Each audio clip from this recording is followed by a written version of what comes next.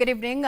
Quite a warm welcome to Prime Edition this evening, being Thursday, the 18th of June, 2026.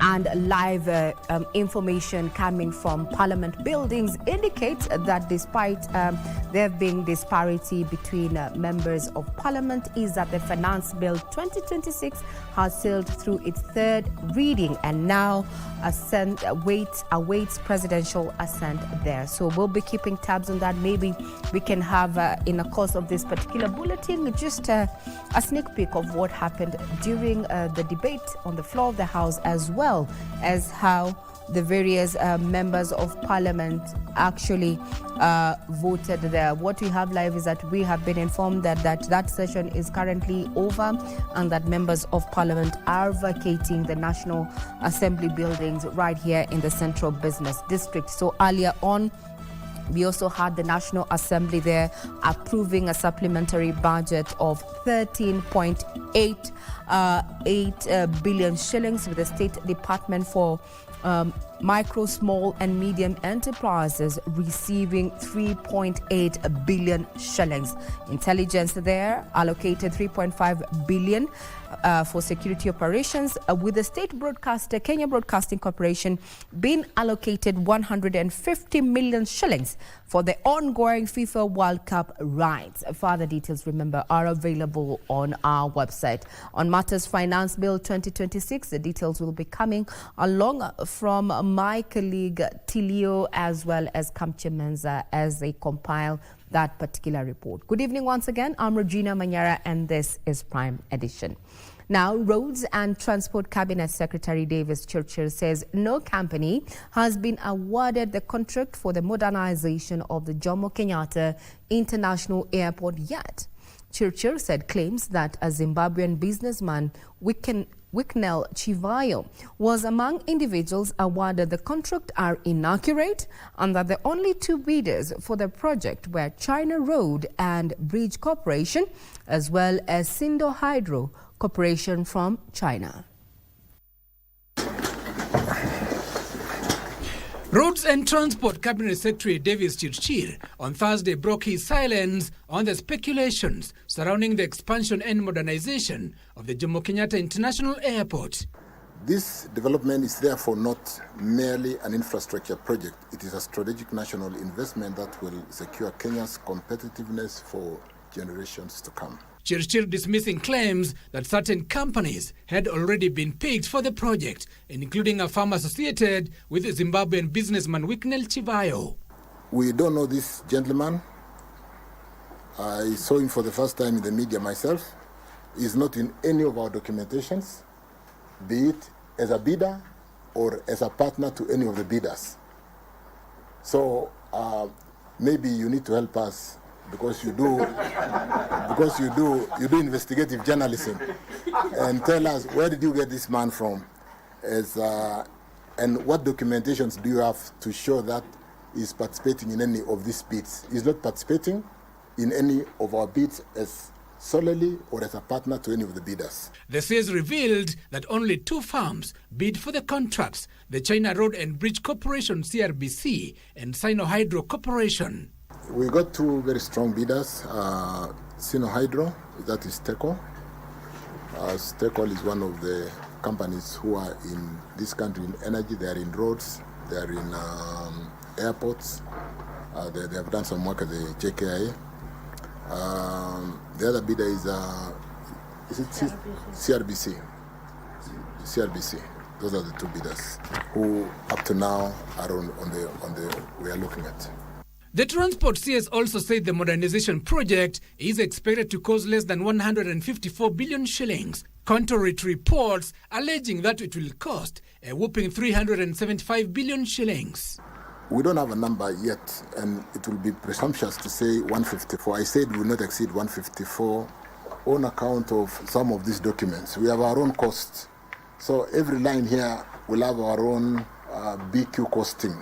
Churchill said the scope of the work includes rehabilitating and resurfacing of the existing airfield, expected to take 24 months, improvement and renovation of the existing terminals, and the construction of a new terminal that will take 36 months. Giverson Minor, Prime Edition.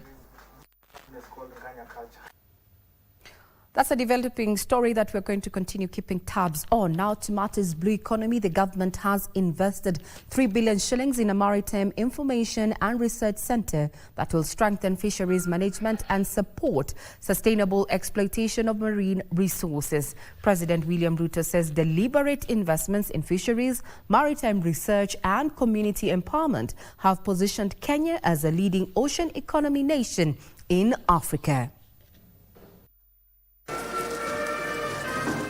Speaking during the closure of the 11th Our Oceans Conference in Mombasa, President Ruto said in the last 3 years the government has invested 20.3 billion shillings in the blue economy and fisheries ecosystem, which have elevated Kenya's profile in global ocean governance and blue economy development.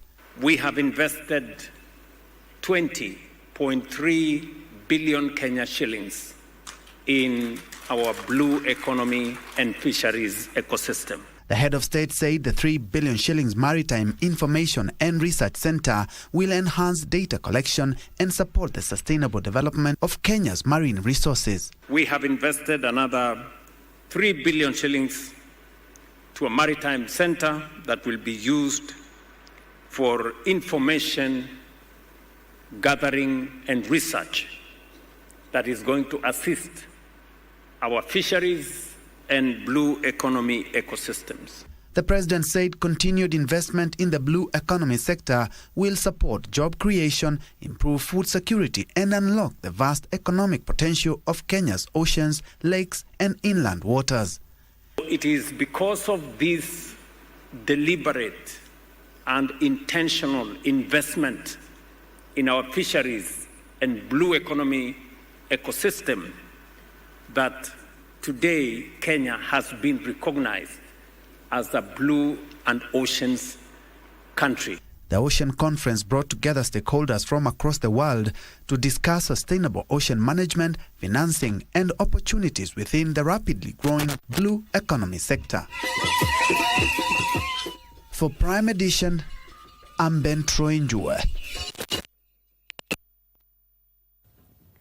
Now that officially takes us on our first break here on Prime Edition, where my colleague in sign language is none other than Lucy Maura. We'll be right back.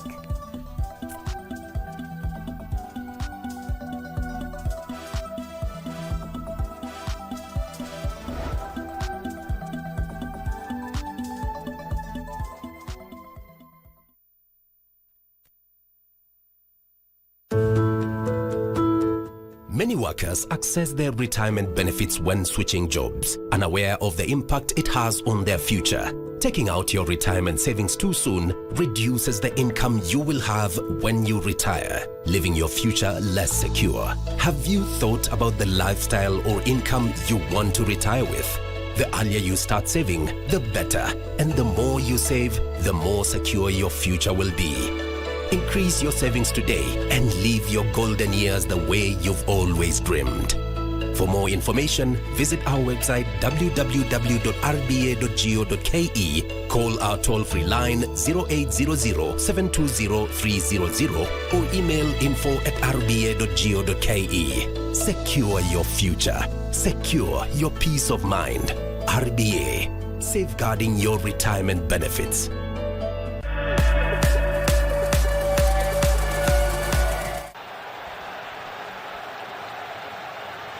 Better from Ghana. Maybe Semenyo can change that now.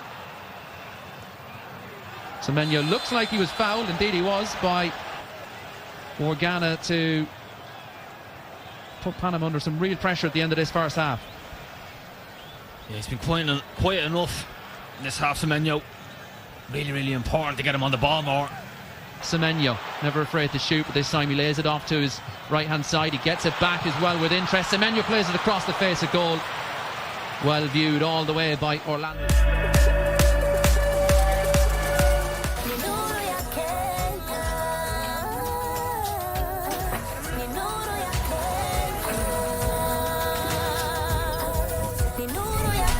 Dial *977# or download my Power app to access Kenya Power services fast and easy.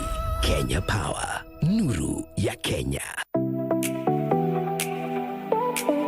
name is Vivian Morris. My name is Morris Kevin Chabi. We were in primary school together. I was invited to preach in a church. So when I went there, I was surprised to find her.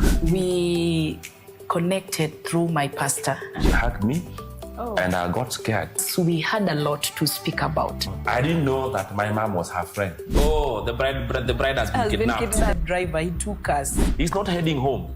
He's heading somewhere else and we don't know where it is. Oh my God. My blood pressure just shot. Sometimes when I cook in the kitchen, he'll come. It's like, Mom, can I help you? The first ever flower I've ever received from a man was from him. Oh, wow. Yeah.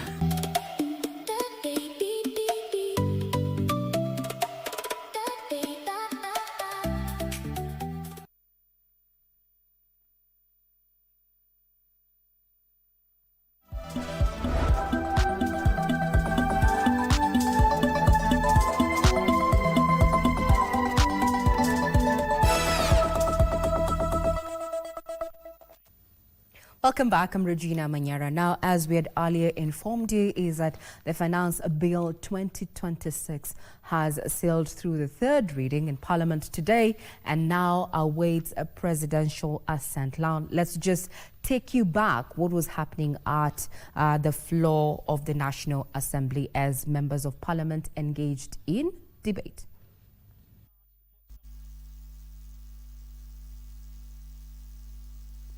The results of the vote are as follows. On the third reading to the Finance Bill, the ayes, electronic vote 103, manual vote 19, total 122. The nays, electronic vote 36, manual vote 4, total 40. Order. Abstentions nil. So the results, the ayes have it. Now, from what you have just heard from the Speaker of the National Assembly, that is Moses Wetangula, is that the members of the National Assembly have voted to pass the Finance Bill 2026 with amendments. 122 members of Parliament voted yes for the bill, while 40 voted against it. Now, some of the controversial clauses in this particular bill have been dropped in what the Finance Committee Chairman, Kimani Kuria, says is in line with the proposals received during the public participation exercise there. Now, also so much was happening in Parliament earlier, where members of the National Assembly passed the approved the secondary supplementary budget worth 13.88 billion shillings. Order! Order!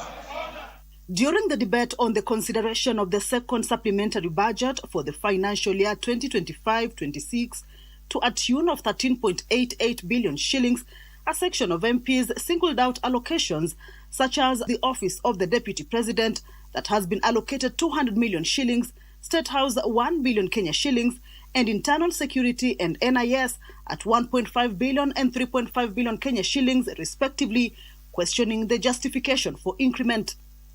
We have before us a supplementary budget concentrating resources in the Office of the Deputy President for what they call operations, Office of the, State House for what they call operations again. Madam Speaker, we know why this money is being allocated to these particular offices. It is to provide resources for political campaigns amounting to 6.5 billion for general expenses. For public service, Mr. Speaker, a place where you know very well, you have increased the number of employees, Madam Speaker, you are worth just 198. My problem is the lack of priority. State House is not State House Nairobi alone. We are all aware we have done a number of state lodges across the country, including the people for Wajir in the northern Kenya. Therefore, recurrent expenditure in State House cannot be what it were last year. We just hosted the Africa France Summit, Honorable Speaker. You know that cost money in recurrent expenditure, the president hosting all those, and we have to provide for those expenses. The State House budget takes care of the budget of the former president, Uhuru Kenyatta. The presidency takes care of, the State House budget takes care of the former president's, all the former president's family. It is not a preserve of one particular. That is the truth. That is the truth. But some defended the allocation, saying even Parliament was a beneficiary of the allocations, which included 110 million shillings for medical and 200 million shillings for live broadcast of proceedings on KBC. Many of you frequent the office of a clerk, the office of a speaker, the office of a leader of minority, leader of majority. Help me to access this or that trip. Those trips use Kenya Airways. In this budget, you have an additional 150 million shillings, 180 million shillings for pending bills to Kenya Airways, owed by Parliament. Owed by Parliament. In the supplementary budget, Kenya Broadcasting Corporation was allocated 150 million shillings for the 2026 FIFA rights. Other sectors that have benefited include basic education, 1.5 billion shillings, public service, 198 million shillings, youth department, 1.9 billion shillings, and treasury, 700 million shillings. Under appropriation in aid, 4.1 billion Kenya shillings has gone to the sport department and 2.3 billion shillings to water and sanitation. Government says the monies are from reallocations within departments and also from the contingency funds. Kamche Menza for Prime Edition. Now, away from Parliament, relatives and friends of victims of the June 2024 Gen Z demos have notified the police service of their planned peaceful demonstrations slated for Thursday next week. The planned mass action that will also involve leaders from the United Opposition will be held in all 47 counties as a commemoration of the souls lost during the confrontation with the police when Gen Zs stormed Parliament 2 years ago. Addressing the media after submitting the notification at the National Police Service headquarters, opposition leaders demanded June 25th be declared a national holiday to honor the Gen Zs who died during the anti-finance bill protests. A week to June 25th, opposition leaders, human rights activists and patriots pushing for good governance are ready to commemorate Kenyans who lost their lives while storming Parliament in protest against finance bill 2 years ago. The congregation held peaceful march to the National Police Service headquarters, where they submitted their petition and notification for the planned demos next week. We have informed police in the entire country that we will have demonstrations in all the 47 counties across the country. The activists demand justice and accountability be held on all police officers involved in the killings, torture and abductions of persons opposed to the government, and a public apology issued for the violations committed during the Gen Z protests. Police killings and brutality are continuing. Abductions are continuing. Extrajudicial killing is continuing. And that is why it is crucial that we have the 25th and the 26th of June as a memorial. These young parents are not asking for privileges, and they're not asking for tokenism. They want an acknowledgement that the worst possible crimes have been committed by his officers.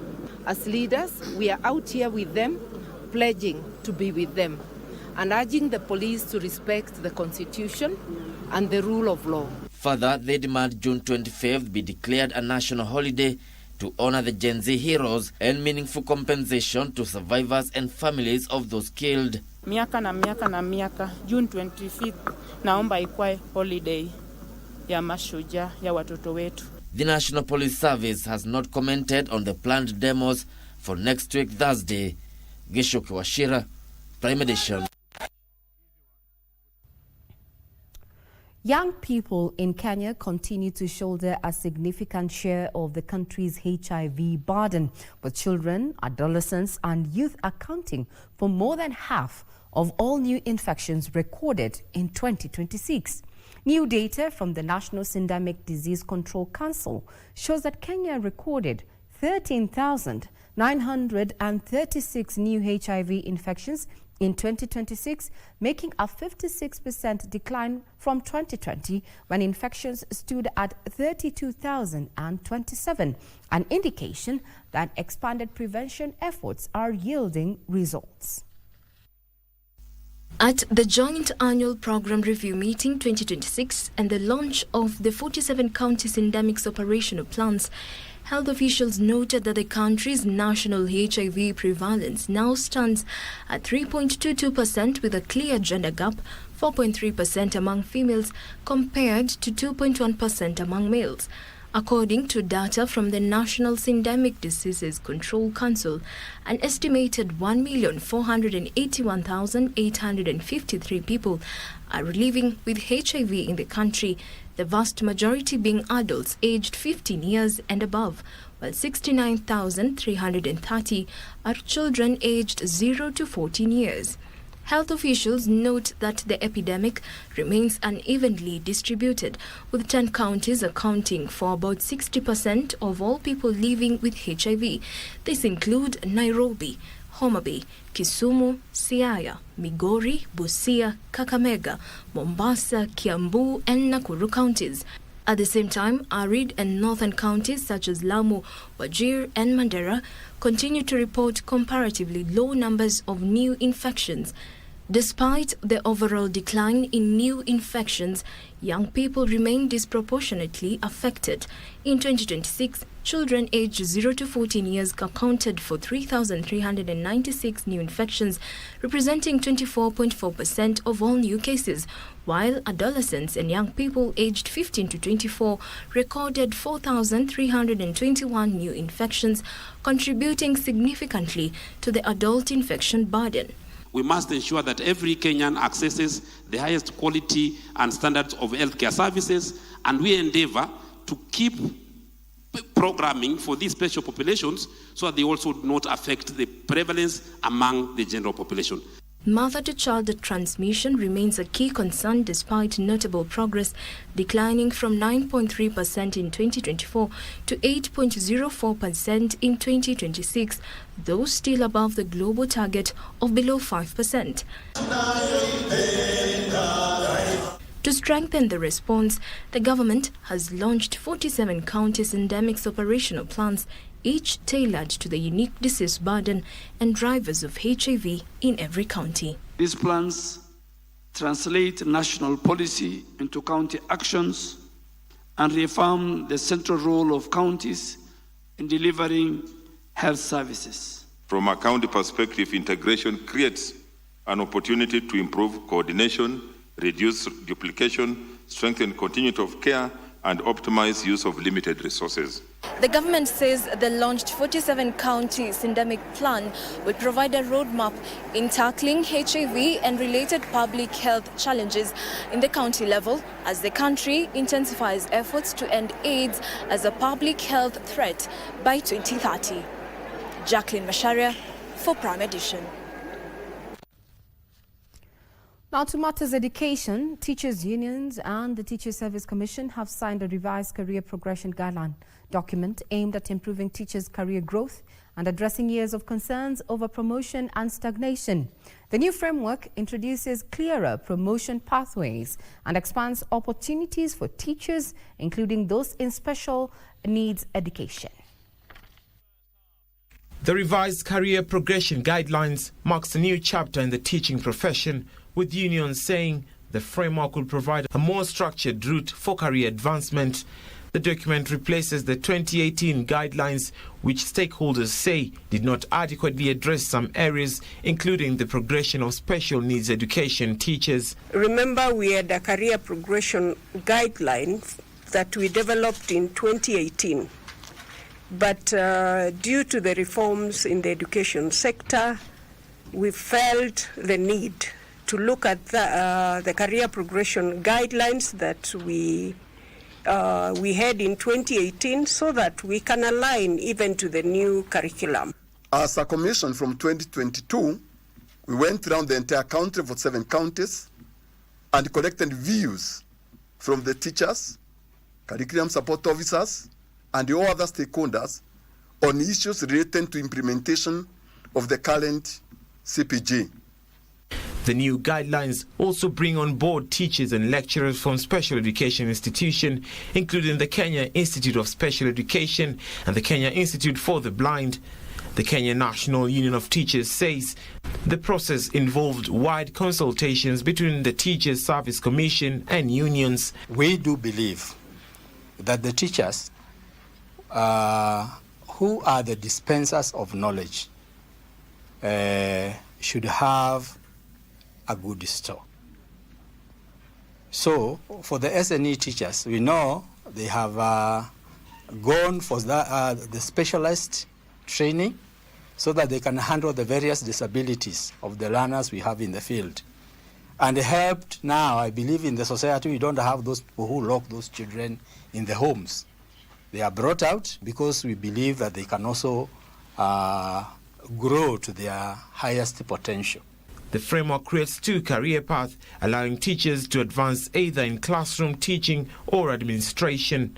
Together with the Commission, we have created 2 pathways, and for that reason, teachers can make now choices depending on their interest. However, several issues have been forwarded to the Salaries and Remuneration Commission for further consideration, including recognition of teachers with master's and doctorate degrees, expansion of job groups, and limits on the number of years a teacher can remain in one job group. They should come up with the advisory role and help us to beef up this and to encourage the spirit that we have had together with the Teacher Service Commission. I know the Teacher Service Commission will present the document to the Salaries and Remuneration Commission.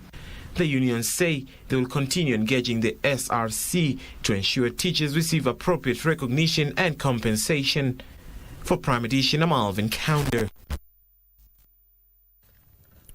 Housing Principal Secretary Charles Hinga has dismissed as false claims by a section of the opposition that beneficiaries of the affordable housing project would surrender their houses should they assent to PALM. Now, Hinga says the remarks are not only self-seeking but reflect a leadership out of touch with reality. He said the law insulates the project and its beneficiaries. The remarks by the opposition during a series of rallies in Western Kenya have irked the housing PS, who is now accusing the group of sabotaging national development through rhetoric. What kind of human beings have we become? You know, this person that is living in this house here has 1 toilet. One house has got 6 toilets. What business do you have fighting somebody who can at least say, I have dignity of using 1 toilet? I mean, really, that is the highest level of selfishness. And I hope Kenyans can see through you and they can see the hypocrisy. Because how can you be a leader? What kind of people are you leading? Hinga warned that the opposition's alleged obsession with the 2027 general election has made it abandon the affordable housing project that he claims the same people defended vehemently when serving in government. Today, there was somebody who was pro-housing, and they talked about who has a problem with the dignifying people who are in the slums. And then today, they're busy telling you that don't get into those houses because when we come into government, we're going to take away those houses. How do you take away houses? This is not a favor you're doing to people. And these people here are homeowners, and they are homeowners by right, you know. And so any Kenyan who wants to participate in this program for housing, please do it confidently. There is nobody who will take away that, because if there is anything that is well protected in law and in our constitution, is a right to own. The PS also singled out Nairobi Senator Edwin Sifuna, whom he accuses of ignoring the plight of slum dwellers, the majority of whom live in the capital city. I look at Senator for Nairobi, for example. He is one of the people who is fighting the housing program. You have 4 million people in Nairobi, and if 70% of those people that you claim to be representing live in a shack, live in a slum, who are you representing? And that is the honest conversation that we should be able to have. He spoke when he presided over the graduation of a cohort of graduates under the Mukuru Digital Skills Program at the new Mukuru Primary School, which is in the Mukuru affordable housing site. We equalize that even the child of what we call a nobody today has the same access to a child of who you think is a somebody. That is really what social justice is all about. John Jacob Curia, Prime Edition.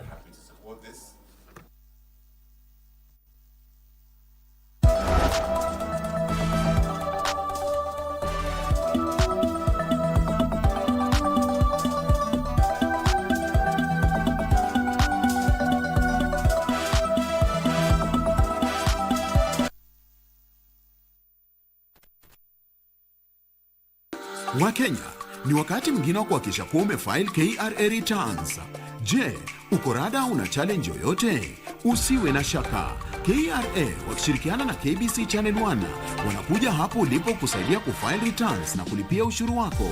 Jiunge na msafara wa KRA Roadshow, uwe fiti mambo ya returns. Tarehe 20 mwezi Juni, msafara wa KRA utakita kambi katika jiji la Nairobi. Msafara wetu wa KRA utaanzia katika afisi za KRA jijini Nairobi, kisha teremuke Landis Road, Muthurwa, Jogoo Road, City Stadium, Makongeni, Maringo, Jericho, Buruburu Shopping Center, Dono, Tena, Pipeline, Embakasi, Kayole, Umoja, Outer Ring Road, Dandora, Mwiki, Kasarani, Roysambu, kisha tumalizie Githurai.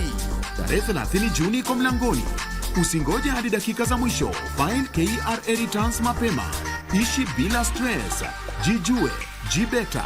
KRA, tulipe ushuru, tujitegemee.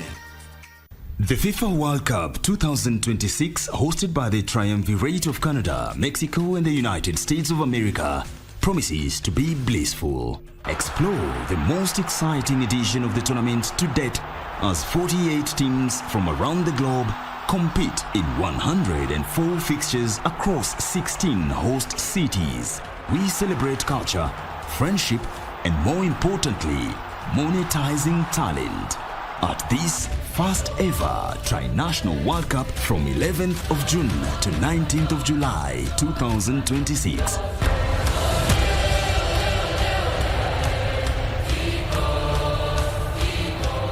Just like the formidable 10 African nations represented, be at the center of the FIFA World Cup 2026. 34 free-to-air matches live on KBC Channel 1, your true sports partner.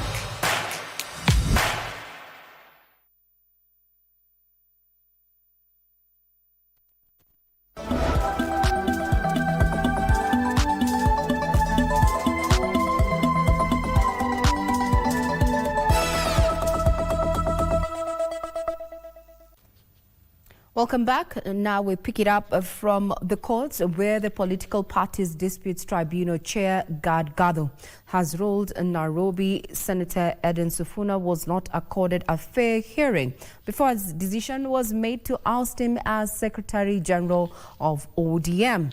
Now, in a judgment delivered Thursday, the tribunal also ruled that there was no evidence the Nairobi senator had been notified that his conduct would be discussed during the National Executive Council meeting. This and more stories from the Skills of Justice segment. Delivering the judgment, the tribunal's chair Gad Gadho said the decision-making process at the Orange Democratic Movement National Executive Council level was procedurally defective. The tribunal therefore issued the following orders.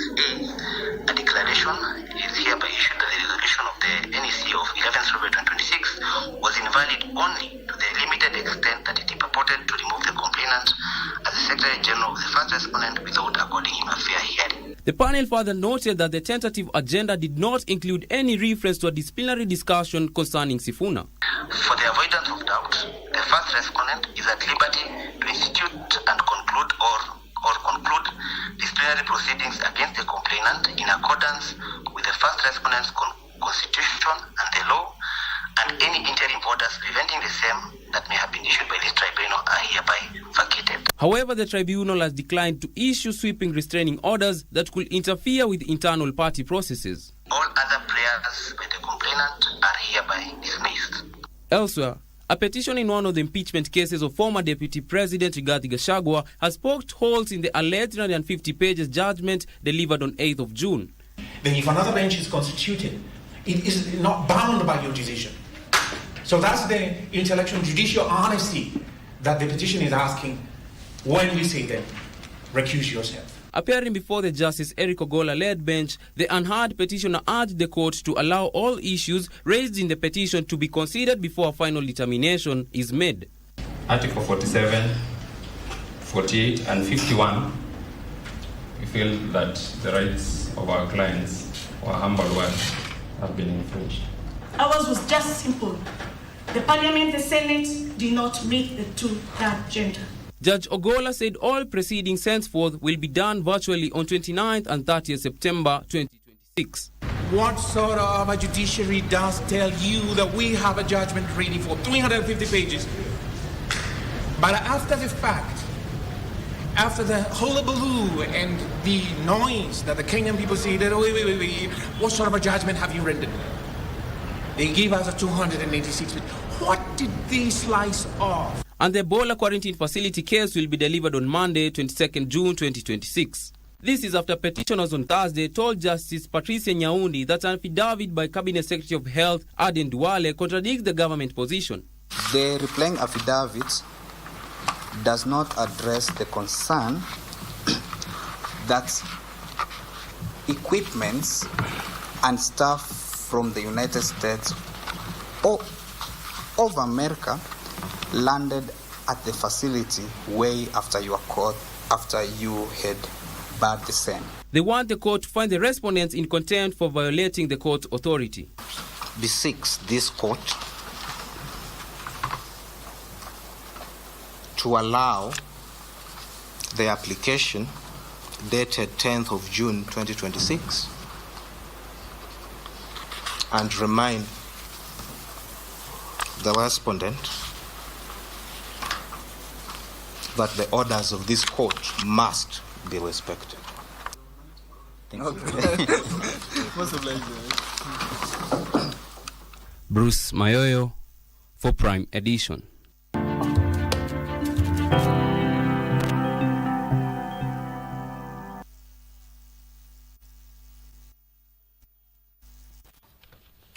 Now let's talk business, where insurance industry leaders, innovators and financial service executives are calling for greater focus on execution as insurers accelerate investments in digital transformation and artificial intelligence. Speakers at the Insure Tech Forum that is in Nairobi said where many organizations have embraced technology-driven strategies, the real challenge lies in translating innovation into tangible business value. Despite rapid growth in mobile money and digital financial services, insurance penetration across Africa remains among the lowest globally, with millions of individuals and businesses still not having covers against risks. Industry players say technology could hold the key to reversing this trend by making insurance products more accessible, affordable and responsive to customer needs. For the young people, we should be going more digital. But for the informal sector, we need to be there to make them aware of insurance covers, because they are not really aware of the benefits of insurance. So we have to go and sell it to them, we have to explain it to them. So the premiums have to be small, the covers might be small, but they have to be widespread so that they become attractive. They said digital platforms are helping insurers simplify onboarding and reducing operational costs to service customers beyond traditional distribution channels. Having a very focused view of what you need to achieve as an insurance company, then will assist in the success of any digital transformation project that you are doing. And I think what we have seen is, especially from an AI and digital transformation perspective, once that focus is in and a company is able to pinpoint the particular area of the business they want to transform, then we see a lot of value and benefit coming from AI and digital transformation. The They argue that the next phase of growth will depend not only on technology adoption, but on how effectively insurers convert digital investments into improved customer service and increased uptake of insurance products. Industry requires collaboration. It performs better when you collaborate. The challenges that insurance needs to settle or help are not small. They're insurmountable. I mean, climate change, cyber risk, health insurance. Those are massive. And being able to find ways in which technology enables that process. Trevor Ngindo for Prime Edition. Artificial intelligence, automation, cloud-based newsroom, virtual studios and data-driven audience engagement are enabling broadcasters to generate high-quality content faster and more efficiently at a significantly lower cost. I was in China recently, and here is what I picked out from Chinese media in Qingdao.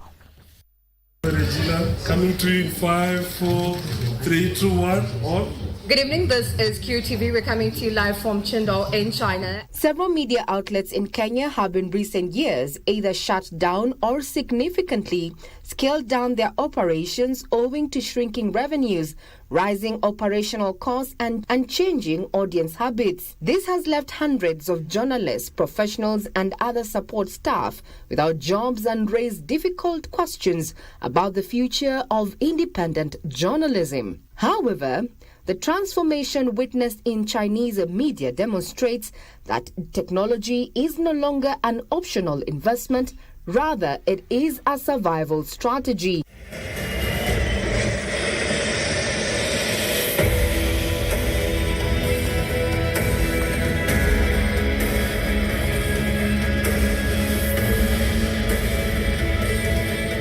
The media in China is increasingly using artificial intelligence, cloud-based newsrooms and virtual production tools to deliver content more quickly while reducing costs and expanding audience reach through data-driven strategies. For the technical, and depends on the production, depends on how big the events, and we normally use over 10 cameramen and 1 director, 1 for 3 to 4 replay, and someone for the graphic. For Kenya, adopting AI-powered news productions could assist with transcription, translation, subtitling and real-time fact-checking, allowing journalists to focus on investigative reporting and storytelling, while virtual production technologies could reduce the cost of studio setups. So we do the football match and basketball match, and some spring gala and some important meeting. As audiences increasingly turn to digital platforms for news, Kenyan broadcasters face mounting pressure to reinvent themselves through technology or risk extinction.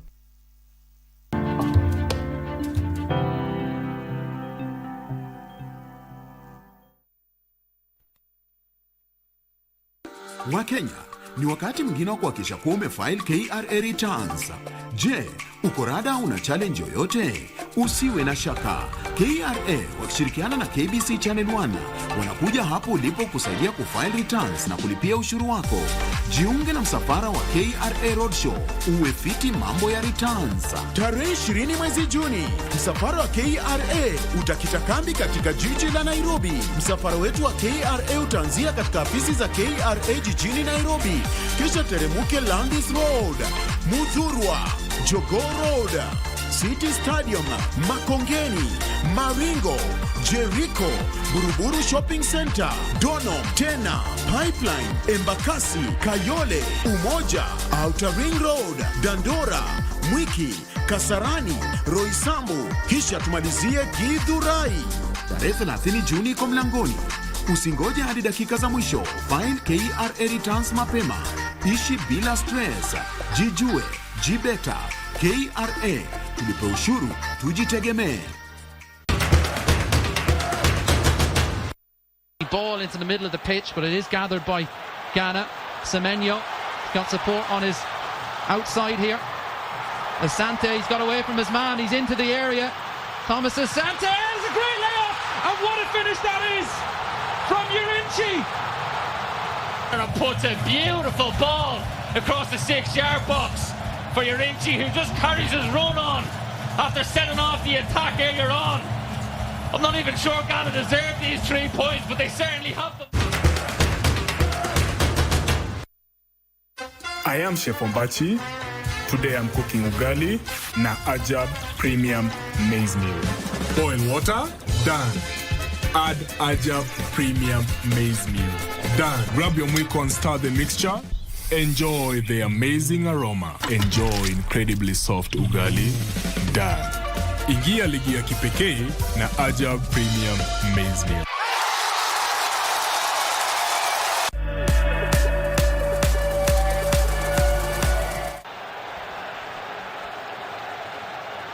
It's better from Ghana. Maybe Semenyo can change that now. Semenyo looks like he was fouled, indeed he was, by Ghana to put Panama under some real pressure at the end of this first half. Yeah, he's been quiet enough in this half, Semenyo. Really, really important to get him on the ball more. Semenyo, never afraid to shoot, but this time he lays it off to his right-hand side. He gets it back as well with interest. Semenyo plays it across the face of goal. Well viewed all the way by Orlando.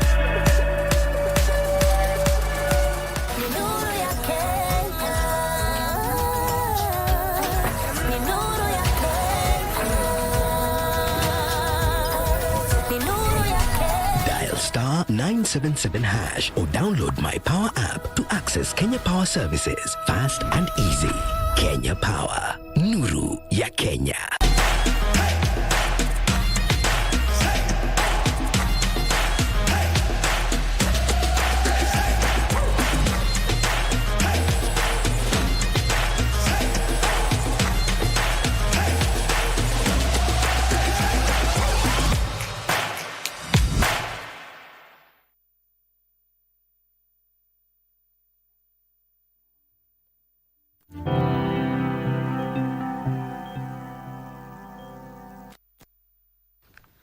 Still on matters business, Kenya Power has launched a wildlife protection program aimed at reducing the electrocution of birds of prey and other animals along the electricity network. The initiative focuses on power lines crossing key wildlife corridors where protective covers will be installed on high-risk sections identified as electrocution hotspots. Electrocution of animals and human activities account for most cases of power outages in Kenya, estimated at 50%. Of these, 30% are attributed to wildlife contact with power lines. To this end, the utility firm is adding safeguarding measures to reduce electrocution of animals. One of the challenges KPLC has been facing is interruptions of power supply. We are in business, so we sell energy. And one of the things that we want to ensure is to maximize or optimize on availability of our network. So outages is a negative to our business. What we are doing here is, one, protection of the wildlife, and two, trying to make the utility more reliable and eliminating outages caused by interaction with the wildlife. The Wildlife Protection Project has kicked off at the Soisambu Conservancy, where electrocution of birds of prey has been reported. The conservancy is known as a habitat for Kenya's raptors, such as the Ogo buzzard and martial eagle, species that utilize power lines and poles for perching and hunting. I have at my place, for example, an auger buzzard that was electrocuted 40 years ago. He's still with us. He's got a missing wing. But these days, we're getting so many birds coming into our rehab centres, both at Naivasha and here on Soisambu, which have been electrocuted, giving you a good indication of just what percentage of birds are being electrocuted. The project is tipped to substantially reduce cases of electrocution of wildlife, as well as electricity outages. Alan Auko, Prime Edition. Now, artificial intelligence will help banks drastically reduce processing times and cut administrative expenses, as well as mitigate risks.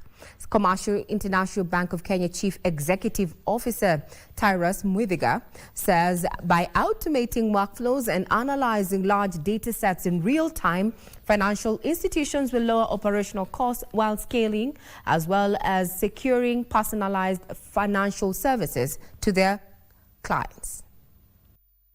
According to a survey of artificial intelligence in the banking sector by the Central Bank of Kenya, about 50% of financial institutions in Kenya have adopted artificial intelligence and machine learning in their operations. This is helping the financial service sector streamline operations. As we invest in our technology platform, we will, however, need to, I think, do two things. One, data governance is important. How do you organize data?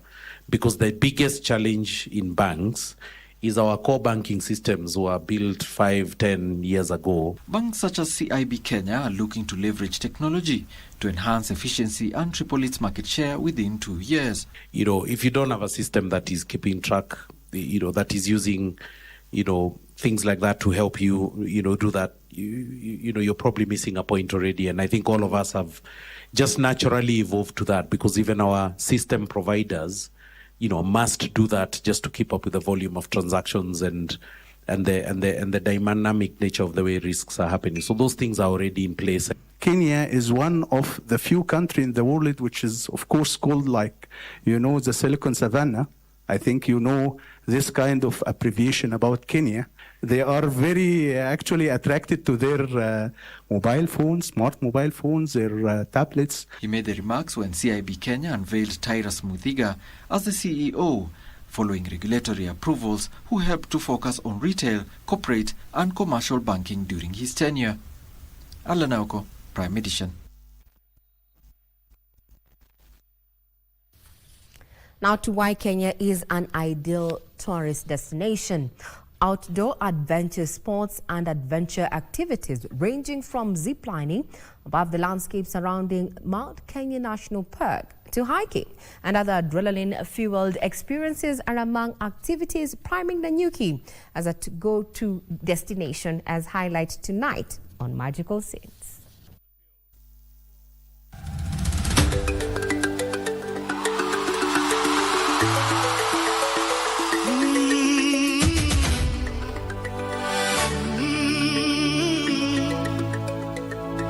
Situated on the equator, where the rolling plains of Laikipia meet the rugged foothills of Mount Kenya, lies Nanyuki, a town that has rapidly emerged as a beacon for sports tourism. This vibrant town now attracts visitors from across the globe, drawn by the promise of adrenaline-pumping activities that test both physical endurance and mental resilience. In team building, you bring activities that address different issues. There are things that address things on communication. There are others that address things on cooperation at the workplace. There are others which talk about things like collaboration. There are things like which address support at the workplace, how people support each other. They talk about effective communication. Ziplining activities offer a thrilling adventure that combines the exhilaration of flight with the stunning beauty of nature. These ziplines, some of the longest and highest in the region, provide an unforgettable perspective of the area's beauty. For those who prefer their thrills a little closer to the ground, walking on rope offers a unique challenge. This activity, which involves traversing suspended ropes with nothing but balance and determination, is reminiscent of military training exercises. In the pipeline, there are things that you do, and there are rules that you have been given. So when we give the activity, we give the briefing. So napeana briefing, naambia this activity you are going to do, you are going to transport these marbles from point A to point B, and then you are given the rules, and then you are told those rules. If you break any of them, using personal integrity and the team's integrity, you go back to the beginning. But you find out that people make those mistakes, but they rarely go back to the beginning. And that's how we are able to address integrity. The outdoor adventure sports and adventure activities are tests of focus. Mchuma Odim, Magical Scenes in Nanyuki.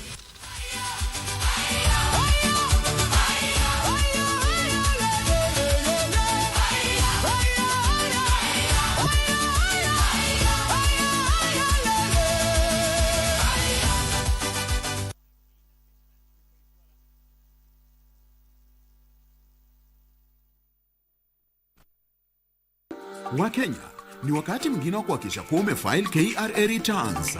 Je, uko rada una challenge yoyote? Usiwe na shaka. KRA wakishirikiana na KBC Channel 1 wanakuja hapo ulipo kusaidia kufile returns na kulipia ushuru wako. Jiunge na msafara wa KRA Roadshow, uwe fiti mambo ya returns. Tarehe 20 mwezi Juni, msafara wa KRA utakita kambi katika jiji la Nairobi. Msafara wetu wa KRA utaanzia katika afisi za KRA jijini Nairobi, kisha teremuke Landis Road, Muthurwa, Jogoo Road, City Stadium, Makongeni, Maringo, Jericho, Buruburu Shopping Center, Dono, Tena, Pipeline, Embakasi, Kayole, Umoja, Outer Ring Road, Dandora, Mwiki, Kasarani, Roysambu, kisha tumalizie Githurai. Tarehe 30 Juni iko mlangoni. Usingoje hadi dakika za mwisho. File KRA returns mapema. Ishi bila stress. Jijue, jibeta. KRA, tulipe ushuru, tujitegemee. The FIFA World Cup 2026, hosted by the Triumvirate of Canada, Mexico and the United States of America, promises to be blissful. Explore the most exciting edition of the tournament to date as 48 teams from around the globe compete in 104 fixtures across 16 host cities. We celebrate culture, friendship, and more importantly, monetizing talent. At this first ever Tri-National World Cup from 11th of June to 19th of July 2026.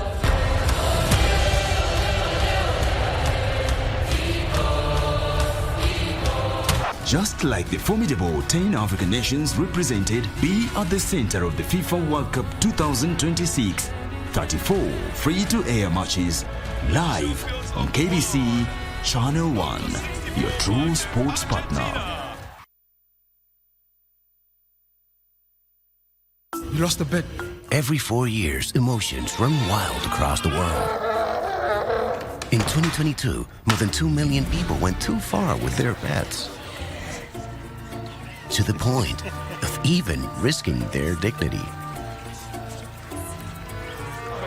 If we won today, I promise that no more promises, please. This year, best matter. This year, play Sporty Bet. And he's actually laughing.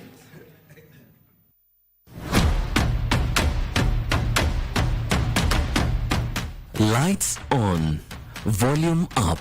This is where stories come alive. From local drama that hits close to home. Huyu ni nani?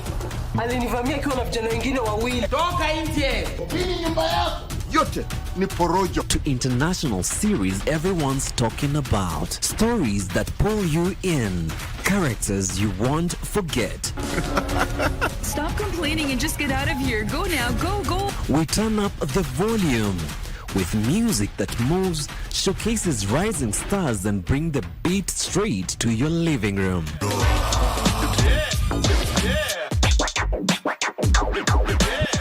And when it's time to talk, we don't hold back. How is everything going? Real conversations, big personalities, the issues, the loves, the moment everyone's debating the next day. Every show, every night. Different voices, one destination. This is television that feels alive, unpredictable, and missable.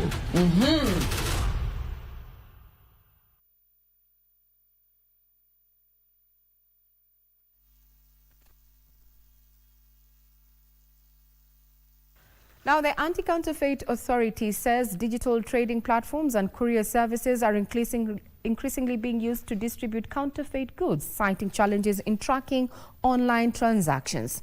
Anti-Counterfeit Authority Chief Executive Officer Robbie Kinga says the agency plans nationwide awareness campaigns alongside a strengthened enforcement drive amid an increase in fake beauty and fashion products in Kenya. Kenya is estimated to be losing 100 billion shillings annually to trade in counterfeit products. Cheap goods sometimes find their way, and they have a lot of traction among the consumers because they find that they are affordable, they are viable, and they are cheap. In addition to denying the government much-needed tax revenue, illegal trade undermines legitimate businesses, discourages investment, affects jobs, as well as exposes consumers to unsafe products. Most of the counterfeit goods are now finding into our shelves through online, so we also need to change our law. And our main aim this year is to make sure that by the end of this year, we have a new anti-counterfeit law that will be matching with the trade operations in Kenya. The Anti-Counterfeit Authority renewed campaign will focus on border points and cross-border trade networks, which are a major entry point for counterfeit products. The Anti-Counterfeit Authority is stepping up monitoring of the quality of products traded online. We have also seen the fashion industry is also becoming a major problem to us. This one has also been augmented by the nature of modern marketing, where we have online marketing, and it's difficult for us to intercept some of the parcels that are being sent through online means.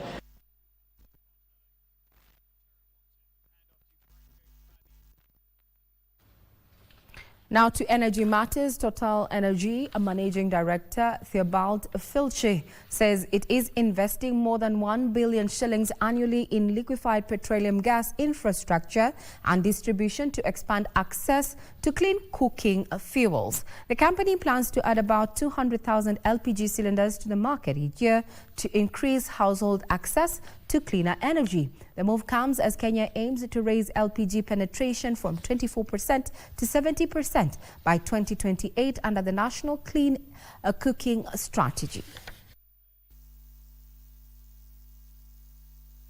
Clean cooking solution will change life. Change life because it's better for health. You know, we know that with charcoal you have a lot of CO2 emissions and it's really dangerous for people. So we want people to convert from charcoal to LPG because LPG is better. You don't feel the CO2, there is no CO2 emission. Green trade now. 10 Kenyan youth-led green enterprises will take part in 6 months accelerator program designed to help them access trade and investment opportunities in Germany and the wider European market. Friedrich Naumann Foundation Program Manager Frida Okello says the Kijani Enterprise Collaboration Program seeks to address barriers that have limited the ability of Kenyan startups to enter the European markets due to regulatory compliance and market visibility.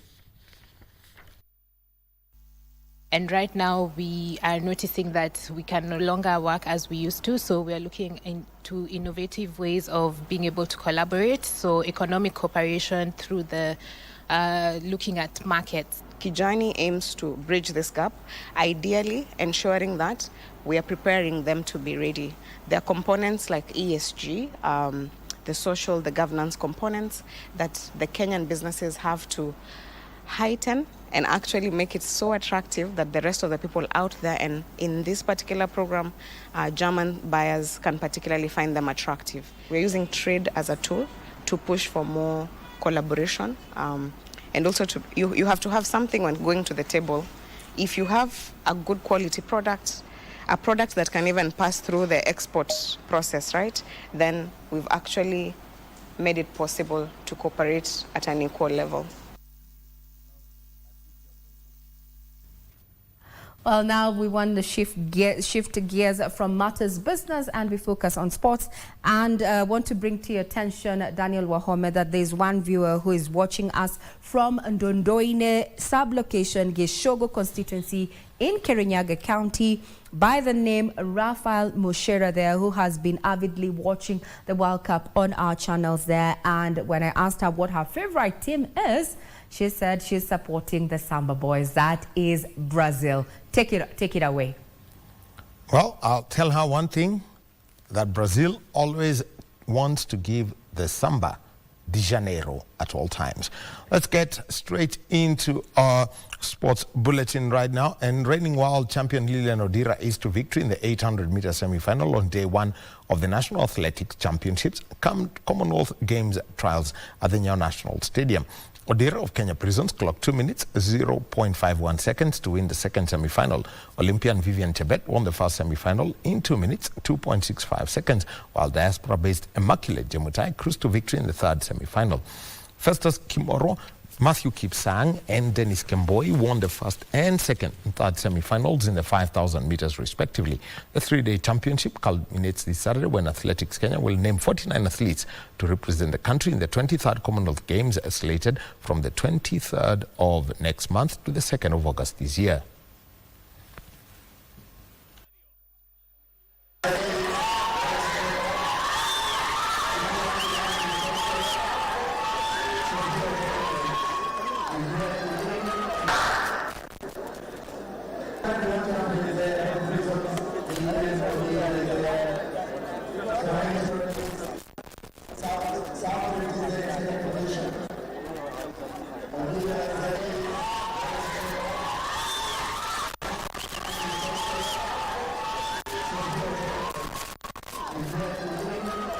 One.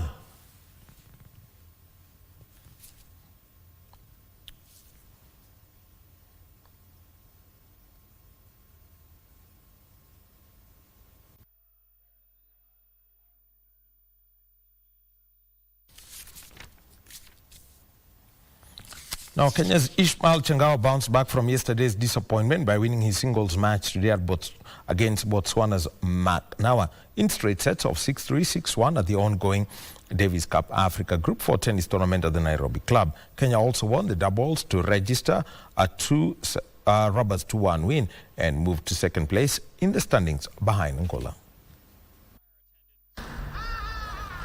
Ismail Chengawa, who endured a difficult start of the tournament in the opening singles after losing in straight sets of 6-3 and 6-4 to Algeria's Samia Hamza, dominated today, registering incredible margins of 3 and 5 in the first and second sets respectively.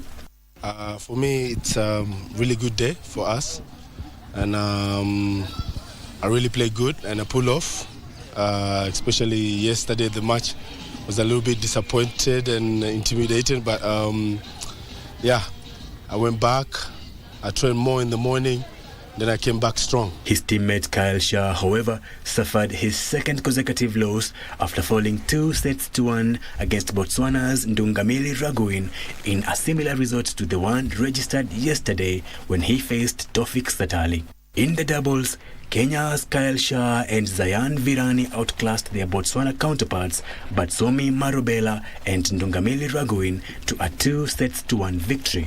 There's a lot of emotion in the doubles. We went up quickly in the first set, and then we were able to close it out. But second set, we struggled a bit to continue the momentum. But we bounced back in the third set, played some really good points, and closed it out on a high. So really proud of the whole team together. Team Kenya continues to step up efforts towards gaining promotion into Africa Group 3 as they look to capitalize on home advantage. Jimmy Wamboa for Prime Edition. And let's move on to matters to do with the World Cup. And Michael Sadilek and Teboho Mokoena scored for Czechia and South Africa respectively as Group A entered the second round of matches at the FIFA World Cup 2026.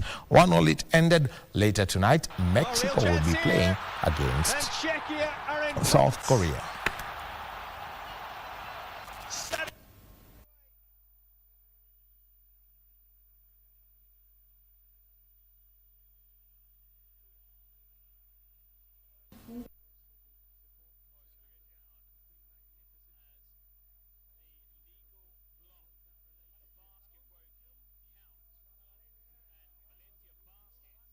Is broken. Sport always gives you another chance.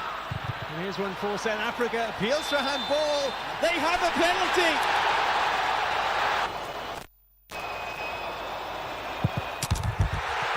South Africa are level.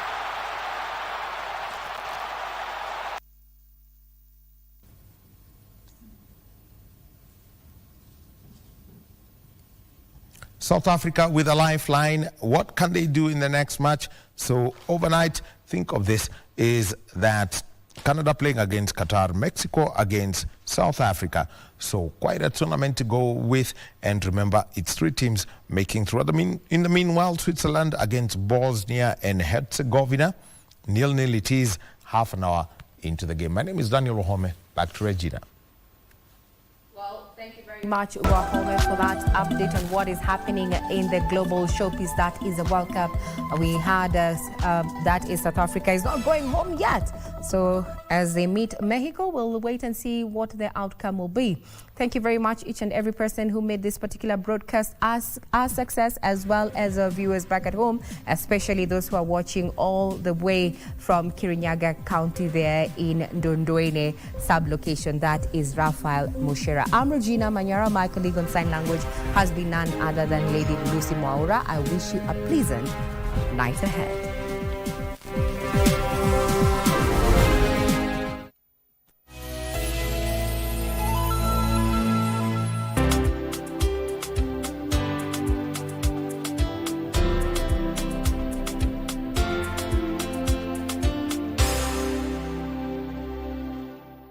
You lost a bet. Every 4 years, emotions run wild across the world. In 2022, more than 2 million people went too far with their bets. To the point of even risking their dignity.